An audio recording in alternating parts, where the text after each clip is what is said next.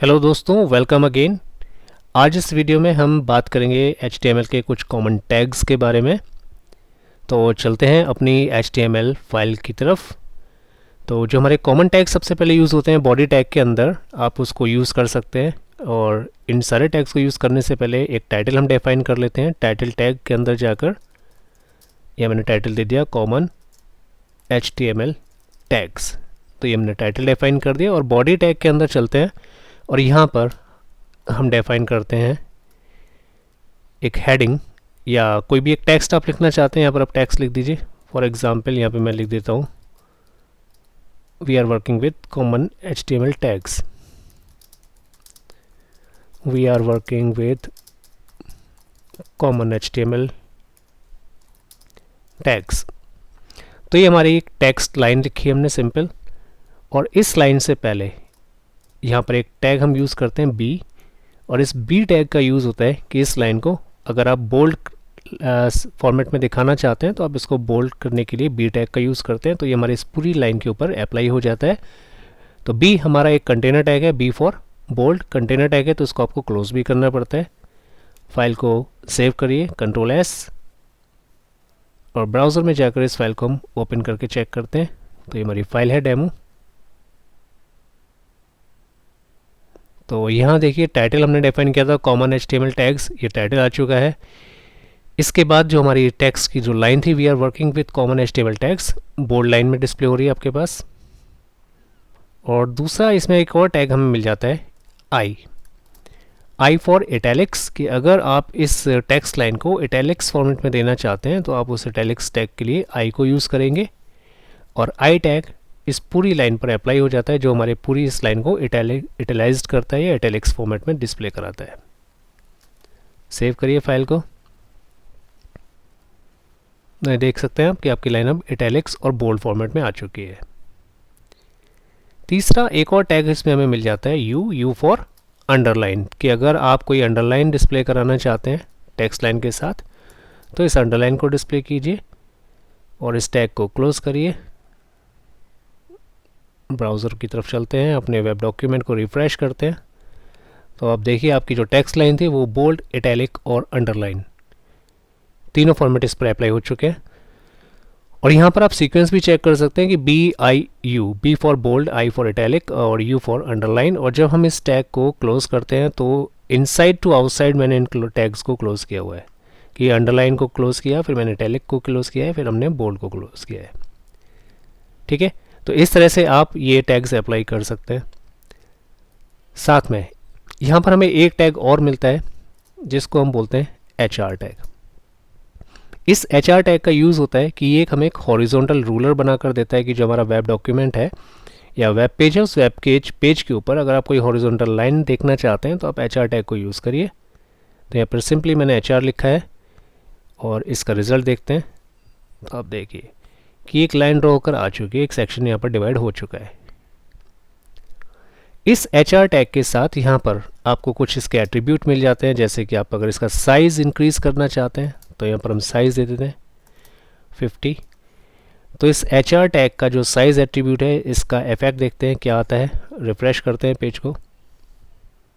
तो ध्यान से देखिए आप, यहाँ पर एक पूरी जो लाइन की विड्थ है हमारे HR हॉरिजॉन्टल रूलर की जो विड्थ है, ये जो साइज़ है थोड़ा सा इंक्रीज़ होकर आ रहा है। साथ में अगर आप इस पर नो शेड अप्लाई करते हैं तो नो शेड से क्या होता है कि इस पर जो आपका शेड इफेक्ट आ रहा था 3D फॉर्मेट में जो आपको HR दिख रहा था, ये अब विदाउट शेड आता है। तो इस तरह से आपका HR डिस्प्ले होकर आ जाता है। इसके कुछ और एट्रीब्यूट्स भी हैं, जैसे आप अगर इसकी विड्थ चेंज करना चाहते हैं तो विड्थ यहाँ पर मैंने यूज़ करी है 50%। तो जो आपके HR की विड्थ है, फाइल को सेव करिए और रिफ़्रेश करते हैं तो जो विड्थ है आपकी वो 50% डिस्प्ले होकर आ जाएगी पेज के ऊपर। और साथ में ही इसका अगर आप अलाइनमेंट चेंज करना चाहते हैं यानी पोजीशन इसकी आप चेंज करना चाहते हैं तो अलाइनमेंट आप इसका लेफ़्ट, सेंटर या राइट जो भी आप देना चाहें आप दे सकते हैं। तो यहाँ पर मैं अगर यूज़ करता हूँ राइट, सेव करते हैं फाइल को, रिफ़्रेश कीजिए पेज को। तो ये देखिए जो आपका HR था वो राइट साइड अलाइन होकर आ चुका है। तो इस HR टैग के थ्रू हम एक हॉरिजॉन्टल रूलर ड्रॉ करते हैं। साइज़ आप उसका चेंज कर सकते हैं, ये इसका एट्रीब्यूट है। एक नो शेड आप उसमें अप्लाई कर सकते हैं, उसकी विड्थ और उसकी अलाइनमेंट, ये सारी चीज़ आप इस पर अप्लाई कर सकते हैं। नेक्स्ट, इसके बाद हम बात करते हैं पैराग्राफ की, कि अगर आप अपने डॉक्यूमेंट में कोई पैराग्राफ डिफाइन करना चाहते हैं तो उसके लिए आप यूज़ करेंगे P टैग, और ये एक कंटेनर टैग बन जाता है। तो इस P को हम क्लोज करते हैं, पैराग्राफ आपका यहाँ पर क्लोज हो जाता है। तो यहाँ पर आप कुछ भी अगर लिखना चाहते हैं, तो जैसे मैं कुछ टेक्स्ट को कॉपी कर लेता हूँ यहाँ से, इस फाइल में मेरे पास ये टेक्स्ट लिखा हुआ है, इसको हम कॉपी करते हैं, Ctrl+C, और अपनी नोटपैड फाइल में पेस्ट करते हैं। तो यहाँ पर ये मेरा पैराग्राफ मैंने डिफाइन कर दिया। इसी तरह से अगर कोई दूसरा पैराग्राफ आप डिफाइन करना चाहते हैं, फिर से आप P टैग को यूज़ करिए, P टैग को क्लोज करिए, तो आपका पैराग्राफ यहाँ पर डिफाइन हो जाता है। तो फिर से दूसरा पैराग्राफ कॉपी कर लेते हैं, और इनसाइड P टैग, यानी P हमारा पैराग्राफ को डिफाइन करता है, जो एक कंटेनर टैग है। तो यहाँ पर हमने एक दूसरा पैराग्राफ डिफाइन कर दिया। फाइल को सेव करिए, Ctrl+S, ब्राउज़र ओपन करते हैं और फाइल को हम यहाँ पर रिफ्रेश करते हैं। तो यहाँ आप देख सकते हैं कि जो आपका पैराग्राफ 1 था और पैराग्राफ 2, दोनों पैराग्राफ यहाँ पर आपके वेब डॉक्यूमेंट पर HR यानी हॉरिजॉन्टल रूलर के बाद हमने डिफाइन किया है, तो वहाँ पर डिस्प्ले हो जाएंगे। तो इस तरह से आप पैराग्राफ को डिफाइन कर सकते हैं यहाँ पर। इसी के साथ एक टैग और हम यूज़ करते हैं यहाँ पर,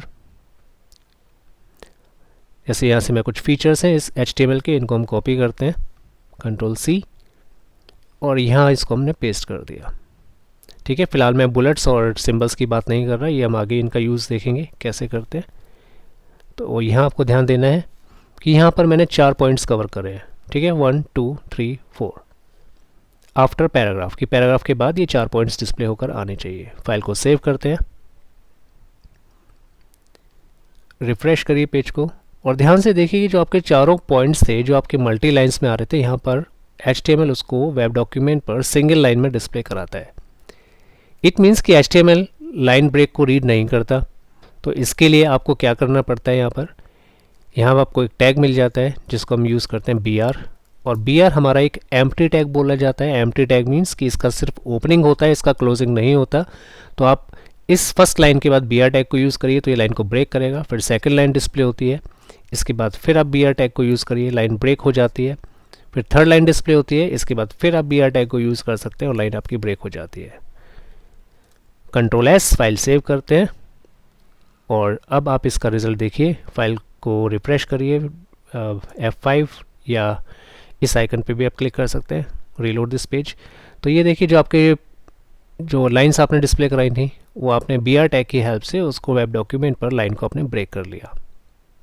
तो ये हमारे कुछ HTML के कॉमन टैग्स बन जाते हैं। B for bold, I for italic and U for underline, तीनों ही कंटेनर टैग हैं। इसके साथ ही हमने देखा HR टैग हॉरिजॉन्टल रूलर बनाता है, हॉरिजॉन्टल रूलर डिज़ाइन करता है। इसके साथ आप कुछ एट्रीब्यूट्स यूज़ कर सकते हैं, उसका साइज़ आप चेंज कर सकते हैं, उसको आप विदाउट शेड डिस्प्ले करा सकते हैं, आप उसकी विड्थ और उसकी पोजीशन यानी अलाइनमेंट दोनों चेंज कर सकते हैं। P टैग डिफाइन करता है, आपने एक पैराग्राफ अगर अपने डॉक्यूमेंट पर डिफाइन करना है तो आप P टैग की हेल्प से उसको डिफाइन करेंगे, और P हमारा एक कंटेनर टैग बन जाता है। इसके बाद जो आपके पास मल्टीपल सेक्शंस है, मल्टी लाइन्स हैं, तो उन मल्टी लाइन्स को डिस्प्ले कराने के लिए HTML में हमें एक एम्प्टी टैग मिल जाता है, जिसको हम बोलते हैं BR टैग, जो लाइन को ब्रेक करता है। ठीक है, तो BR टैग आप कितने भी यूज़ करना चाहते हैं। अगर आपको ज़्यादा स्पेस चाहिए तो आप एक और BR को यूज़ कर लीजिए, या 2 या 3 जितने आपको लगाने अपने डॉक्यूमेंट पर, जैसे आप कंटेंट डिस्प्ले कराना चाहते हैं तो आप देख सकते हैं। तो ये देखिए, फर्स्ट लाइन और सेकंड लाइन में मैंने यहाँ पर 2 BR यूज़ किए हैं, तो लाइन का स्पेस हमारा यहाँ पर इंक्रीज़ होकर आ चुका है। तो ये हमारे सारे HTML के कुछ कॉमन टैग्स बोले जाते हैं। तो साथ में इनको प्रैक्टिस करते रहिए, आप भी ट्राई कीजिए इनको, और अगर वीडियो अच्छा लगा हो तो प्लीज़ लाइक करिए और सब्सक्राइब करिए मेरे चैनल को। Thank you for watching the video.